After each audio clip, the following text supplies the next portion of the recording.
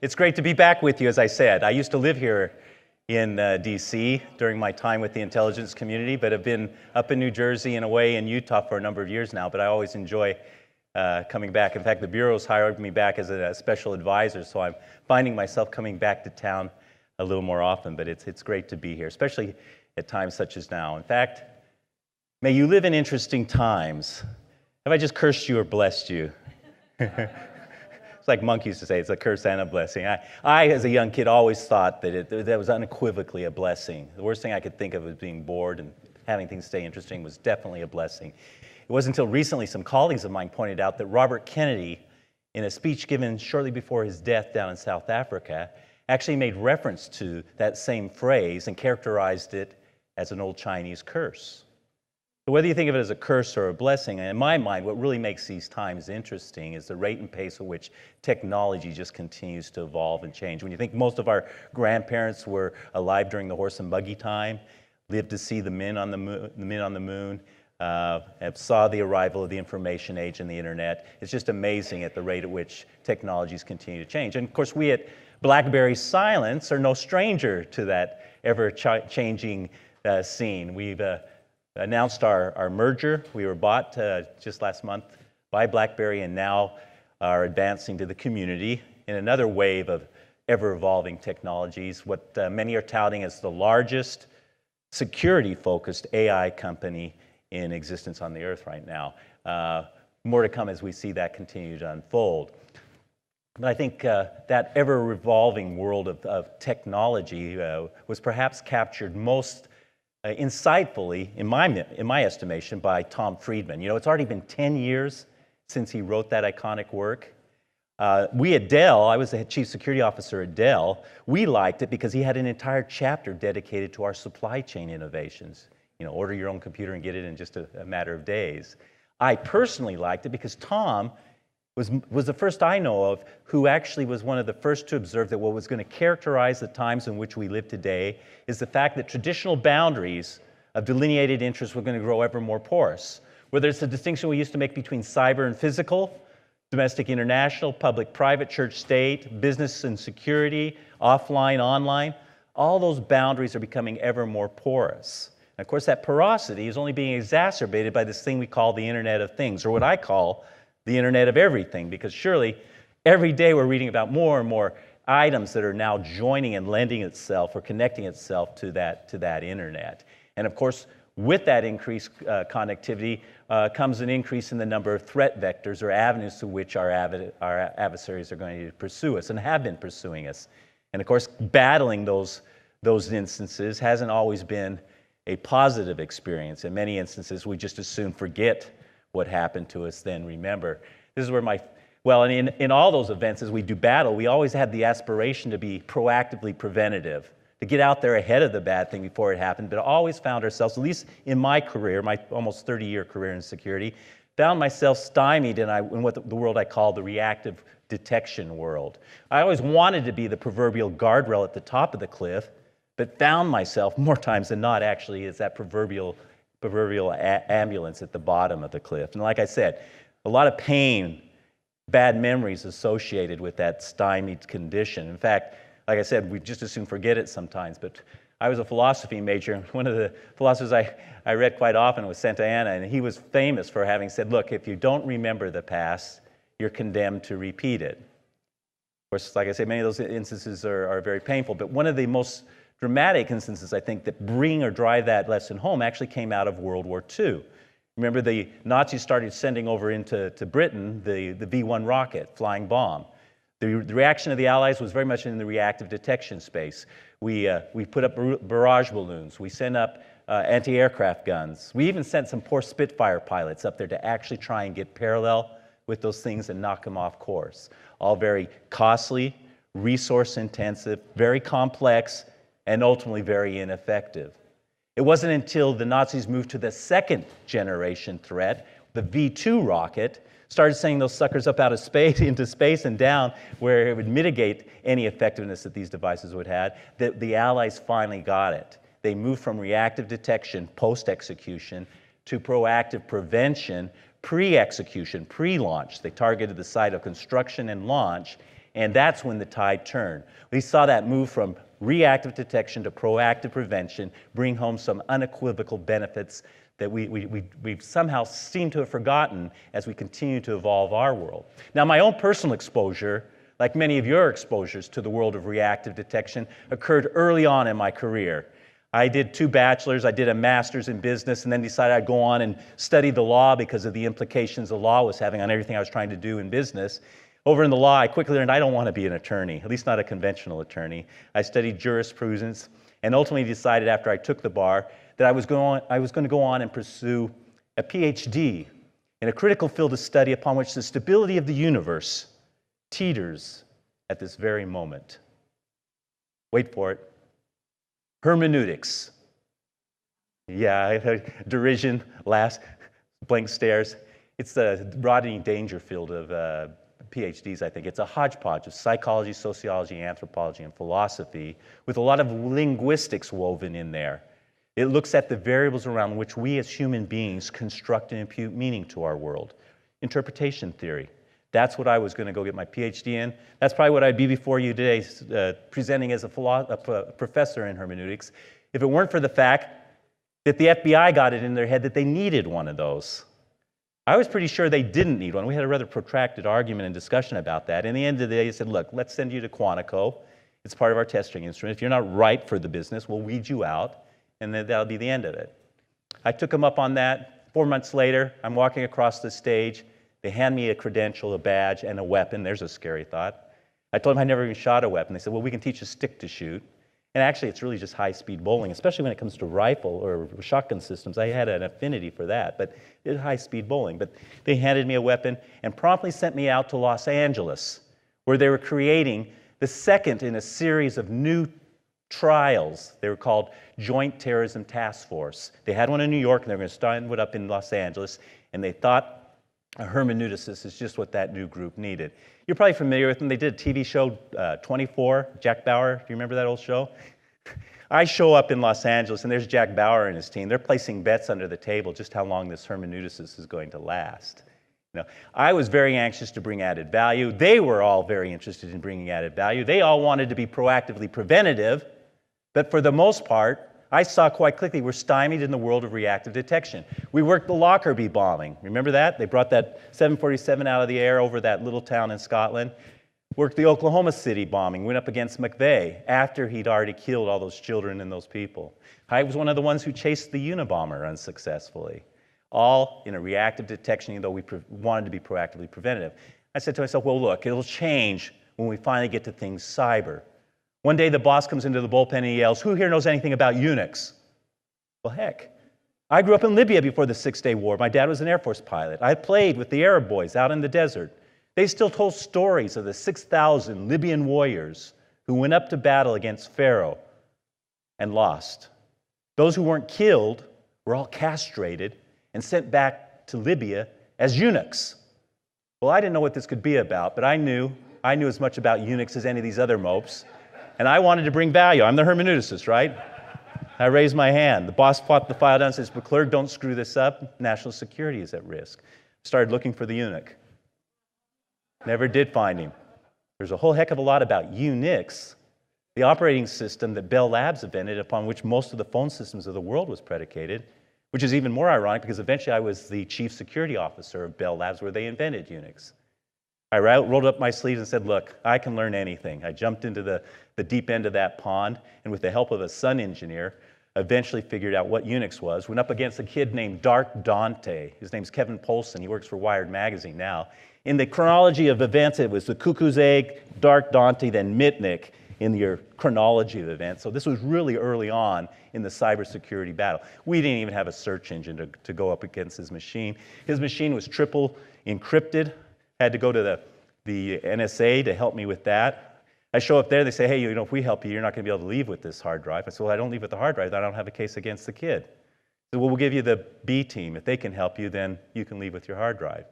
Fortunately, the B team and I were looking through the swap space on his Unix box. The kid would religiously encrypt each night before he'd finish his session. His encryption, his key was still in the swap space. So we were able to garner that and defeated. We didn't decrypt, we defeated his encryption by using that. In fact, the kid would always smile in court because he thought we'd never be able to go to trial because of the encryption. And I was always having to tell the judge, I'm sorry, we're not ready.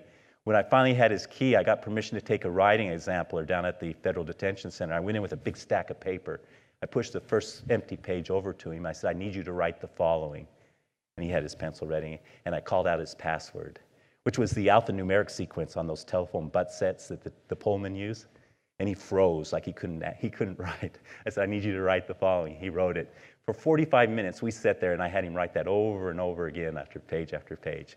It was a hermeneutical exercise. He interpreted it correctly. We had him, and we're going to proceed with that. So even though I wanted to be proactive there, we were reactive detection in many instances there too. But as I was going through his hard drive, I came across a photograph of himself.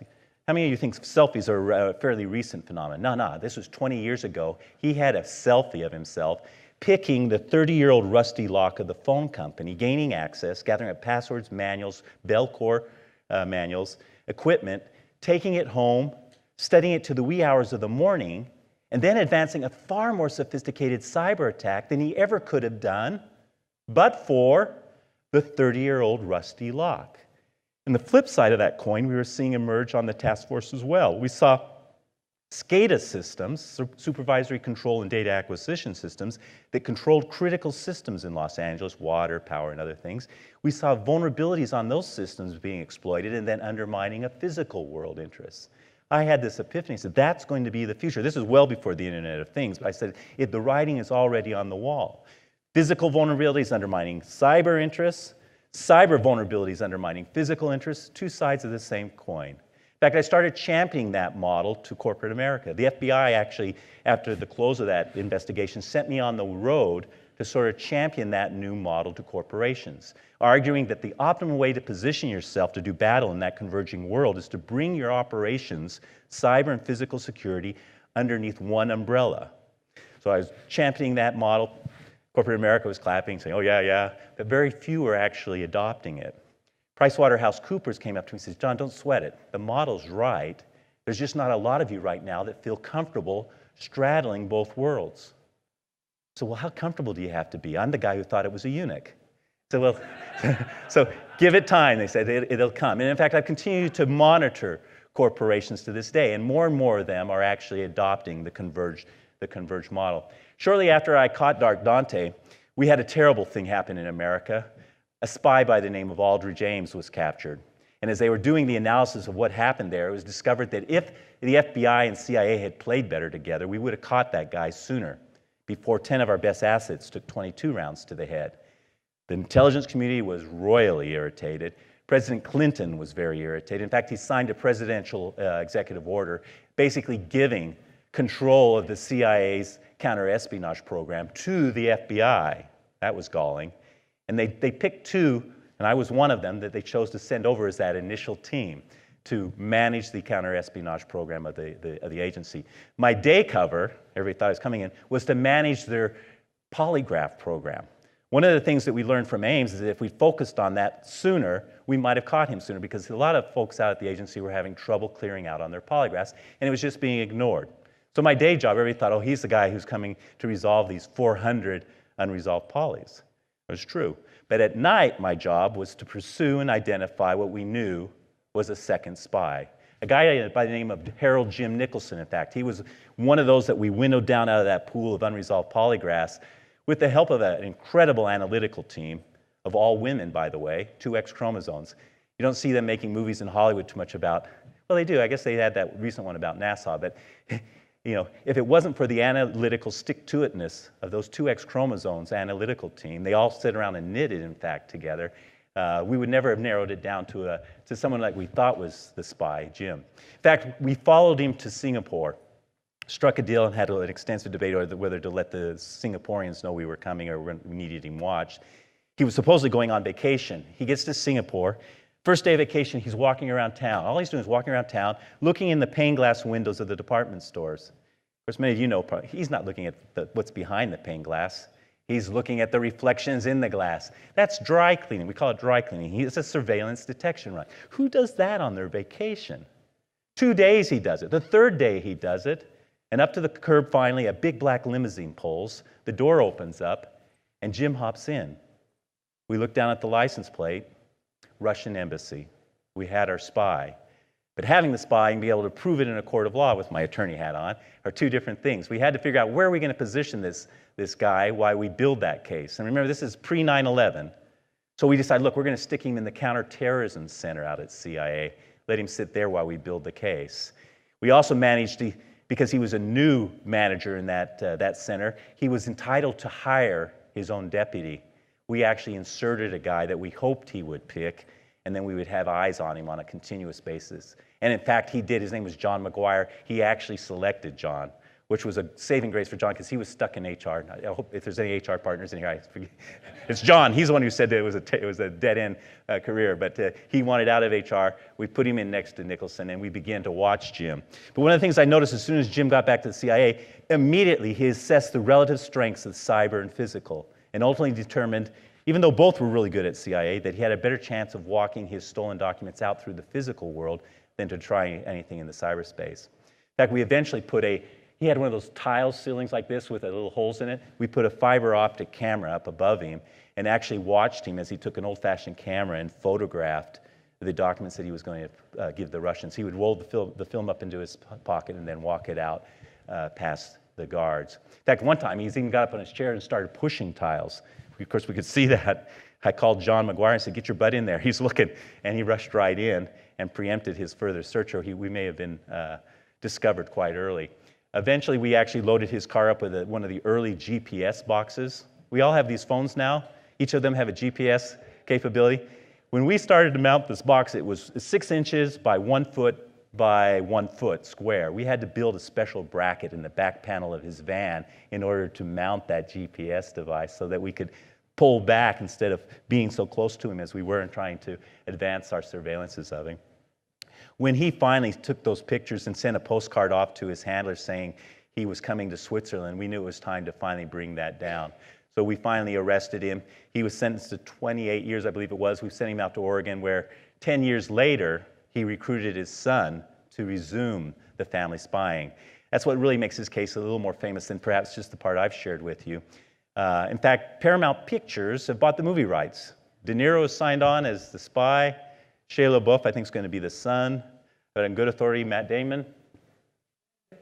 Well, we'll wait and see. I'll be a composite figure probably because they don't want to pay me anything. But keep an eye out for that movie if you want more details. And also, CNN did a special called Declassified where they zeroed in on the Nicholson case. But again, reaffirmed in my mind the convergence of the physical and cyber world and how that's coming together in the world of espionage.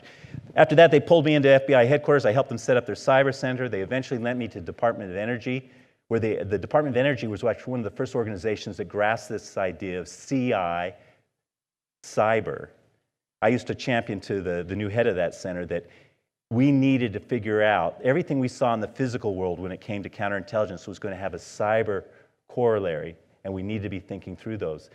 DOE wanted to do that, and they asked the FBI to lend me to them, and we actually were one of the first ones to advance this concept of CI cyber. I was having fun doing that, even though I was helping connecting the supercomputers of the DOE, and I stopped and asked them one day, I said, wait, this is great, but who do you intend to use this power? And they said, well, the computer science departments of America. So my dad's a dean of one of those colleges. When was the last time you visited one of those? He says, what are you talking about? He says, well, you can't turn the power on to those. As soon as you did, you would be guilty of what we call a deemed export. Those departments are all made up of kids from countries that are prohibited from having access to that kind of power. I don't normally like to present a problem unless I have a solution, and I didn't really have one in that case. But it didn't really matter because Bell Labs had reached out to me and said, John, we forgive you your Unix weakness. We want you to come and be our CSO. I had been up for a 1-star of the SES service in the FBI, but they told me because I had ratcheted up through the ranks so quickly in the cyber world, I was too young to be in the SES service. I said, well, guys, I'm one of your attorneys. I taught you better than that. You can't say I'm too young. You have to say my knowledge, skills, and abilities aren't right. They said, well, we're not going to tell you that. I said, well, let's leave it alone. I'm going to Bell Labs. They want to do this converged model. I'm going to go over there. Even though you all think I'm crazy, no one had ever left the FBI before you got your 20 years in. It's possible in the private sector I could lose my job very quickly because even then I was very sensitive to the fact that the anemic performance of signature-based AV made it very, very probable that I was going to get compromised.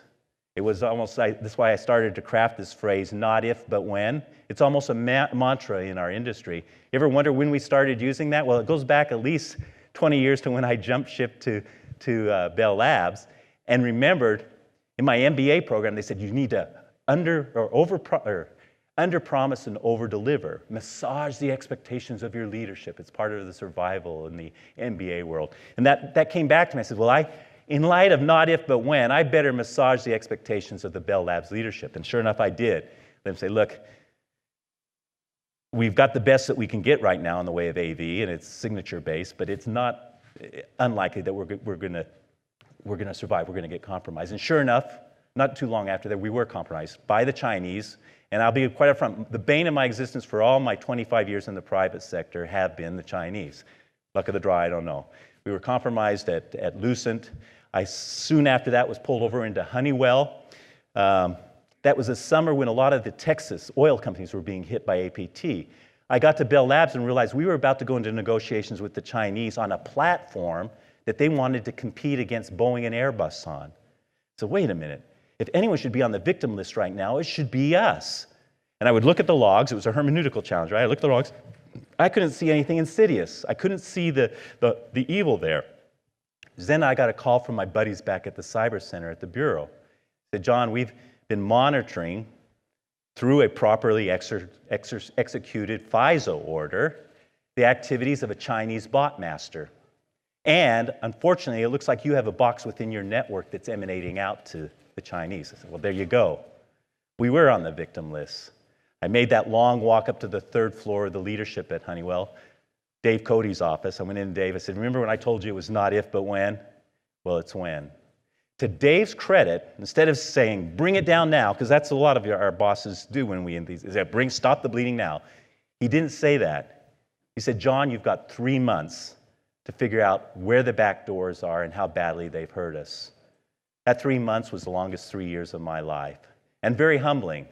Not that I think I had a big head anyway. After I'm sharing the Unix story, I think that'll keep me forever humble. But what really humbled me about this experience wasn't that they got in, really, because they used spear phishing, and that they went deep like they always do and as wide as they possibly could, that they've been doing that forever and they continue to do that. What scared me and humbled me the most was the fact that after they successfully did all that, they shut down and sat silent for 2 years until we were about to go into those negotiations, and then launched again against the negotiations team. That scared me to death, to have the prowess to get in, but also the patience then to sit silent.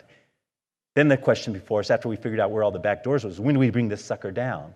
There were those that wanted to say, hey, let's wait, let's demarche the Chinese. My cousin was the ambassador at the time. We said we could use him. I said, no, I don't want to demarche them. The Brits just did that, and all they got back from the Chinese was, no, not us. You have a Dark Dante, we have a Dark Dante. And that's true, they do have Dark Dantes over there. But I remember when I was chasing Dark Dante, that kid never slept. When I was chasing him, he was always looking over his shoulder. He's trying to figure out how am I going to make a living when I've got an FBI agent chasing me. In fact, he was a kid who would seize the phone lines into FM 107 that summer because they were giving away a Porsche to the 107th caller. He was the 100th caller and every caller after that because he had the power to seize the lines. And he won 2 Porsches that summer. Unfortunately for him, he sold those suckers. And that, with my legal hat on again, constitutes, I love this, money laundering. It's kind of like the Al Capone thing. He actually did more time for money laundering than I could get him on the cyber stuff.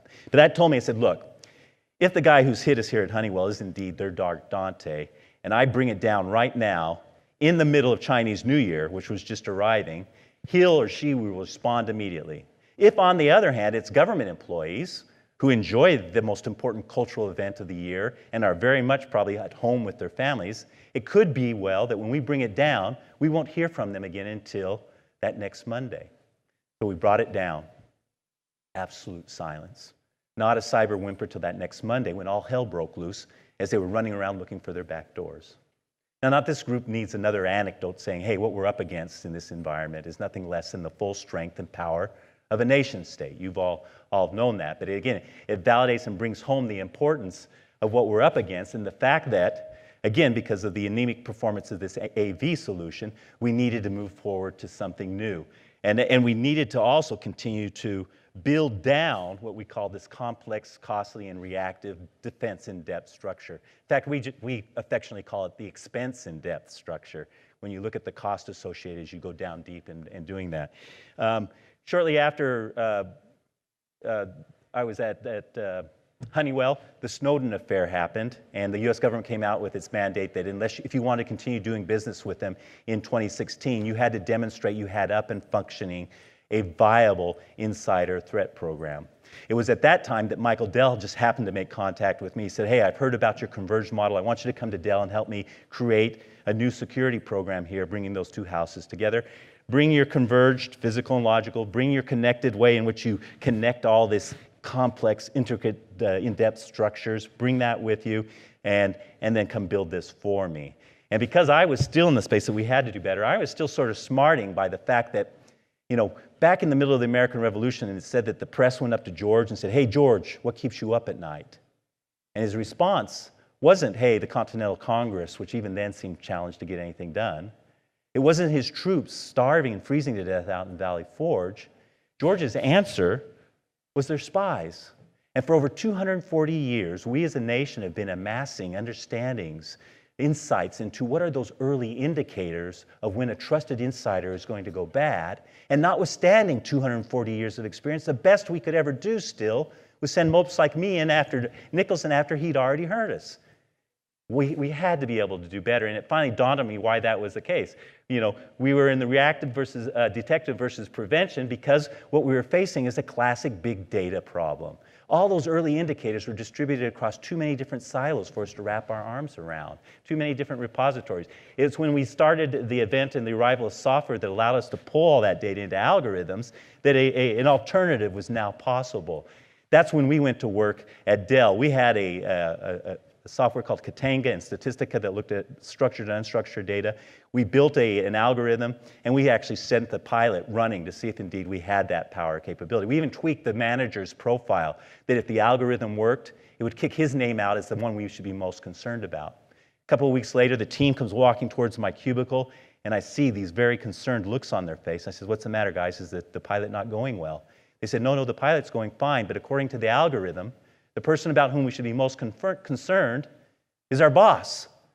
And I went, yes. And they said, wow, we were all betting on what your reaction might be when we told you this news, and that wasn't even in the ballpark. And I said, well, let me explain. I told him what we had done. I also shared with them the epiphany I had at that moment that this was a power and strength I didn't think I was going to see in my professional career. I thought I was going to be stymied in the world of reactive detection. This gave me the first inkling and hope that perhaps the world of proactive prevention could be in the offing. It also caused me to think, wait a minute, we haven't thought through this carefully enough. There are ethical implications to this kind of power. Some of the people at Dell, the ones who have federal clearances, all signed up for that kind of scrutiny, but our members of our community who live in Germany, in the East Germany, under the oppressive arm of the Stasi, they never signed up for this kind of scrutiny. We hadn't sufficiently thought through how we protect and manage some of those ethical issues. That's where we reintroduced anonymization at an earlier stage and kept it employed through a longer period of things. So those sort of insights were critical as we moved along. Because of the success we had in validating that program, we assured that Dell would stay in the bidding for these billions of dollars of federal contracts. Suddenly overnight, security moved from being a distasteful cost of doing business to an indispensable, inextricable aspect of advancing it. We were no longer just the guns, gates, guards, and geeks of yesterday, but now we were a duty that was owed by all. And when I say all, I mean including the wetware. I've had challenges with the hardware and software over my career, but the bane of my existence has been the software, or the wetware. Are you familiar with that? There's these beings that have shoulders, and on top of the shoulders this orb, and inside the orb is an organ that's 76% water. The wetware. I train them and train them and train them. Don't click on unsolicited emails, and what do? They still click on it. Spearfishing, draped, and beguiling specificity comes in, and they click. In fact, I had an employee who worked for me. He had a little girl who was going to play her last game of the season. He tells his spouse, you take her to the game. I got to get this project done for the boss. They go. 2 hours later, they come back. The house erupts into chaos. She's a cute little bug, but honestly, she can't play at all. She stunk. But they come back 2 hours later, and the house erupts into chaos. Not only did she score, but she scored the winning goal. His wife immediately goes to her social media page and she posts that memorable achievement all over the social media. My employee, he gets his project done. He feels terrible though. He's missed this singular event in his daughter's life for eternity.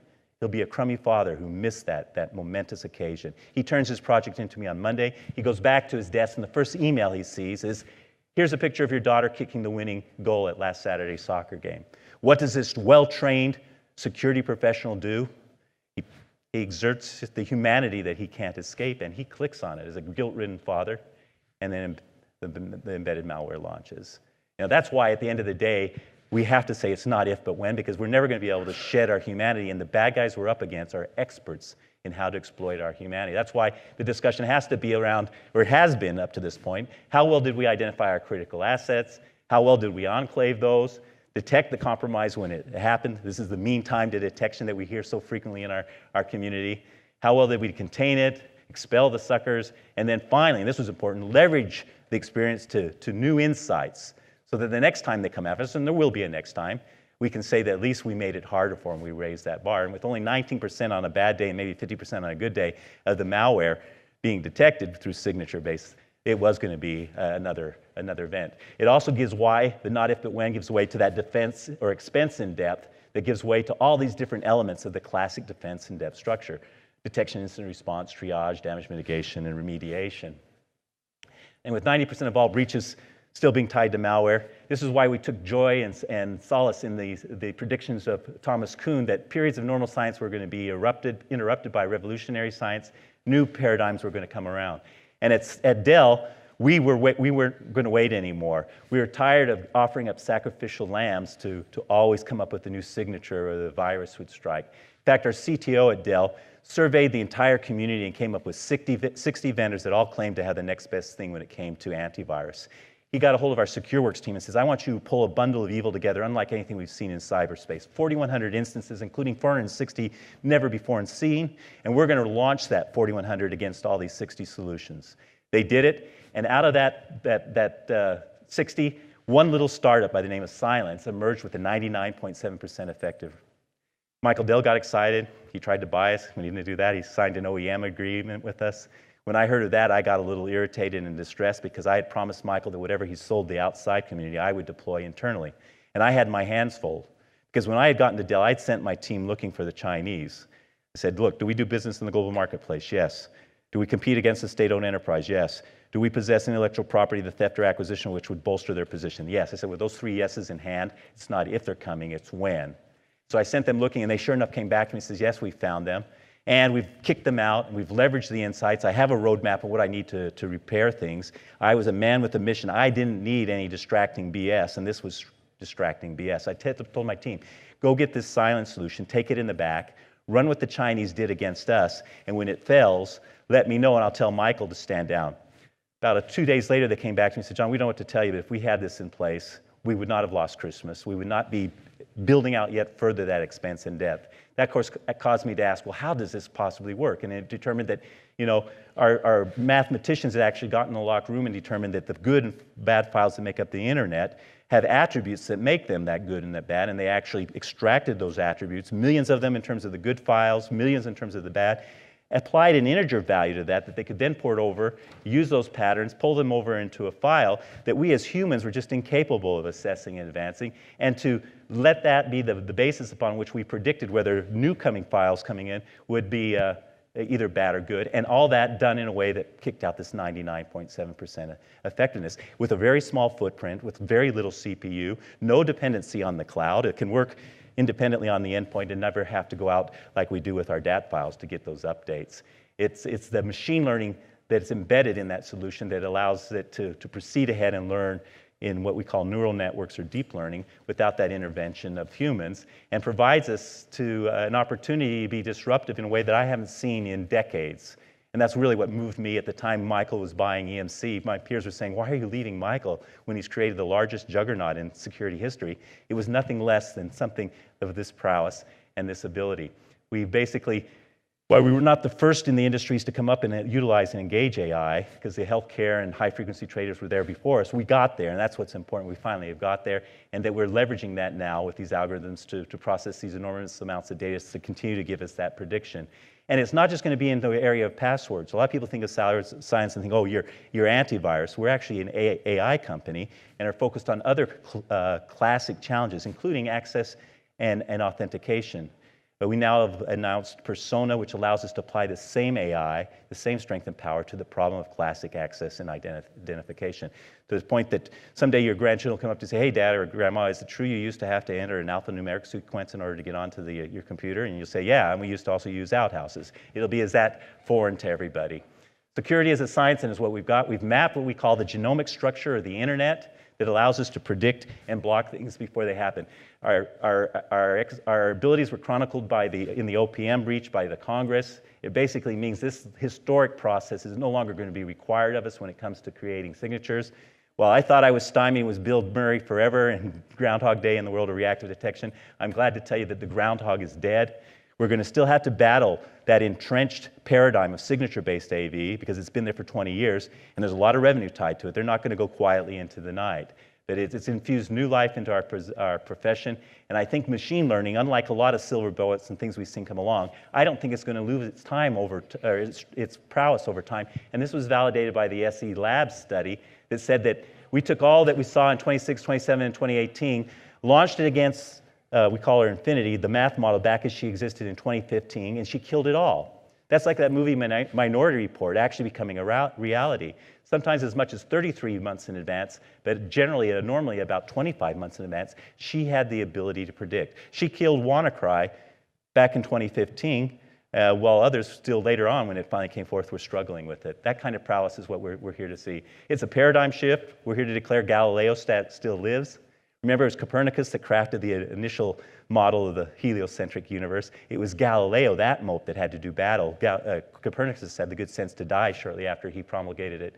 But I ask, and I say to everybody in the rooms I speak to, don't be beguiled by the enthusiasm that someone like I might exude. There are a lot of people out there, all the security solutions say, hey, we do AI too, we do machine learning.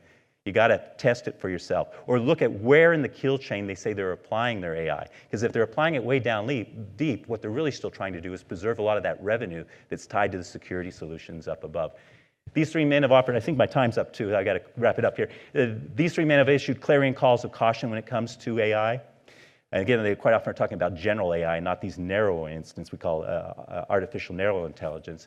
But I think it's like any new technology.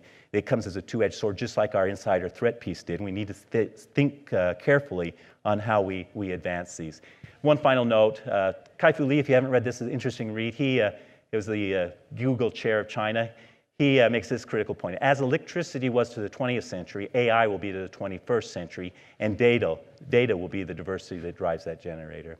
And I think when we pull all that together, I'm very hopeful about the future, and I'm very confident that the next time I visit in DC and I come across any of you and I come up to you and say, may you live in interesting times, there won't be a doubt in any of your minds that what I pronounced upon you was not a cursing, but indeed a new paradigm benediction. Time's up. Thanks, guys.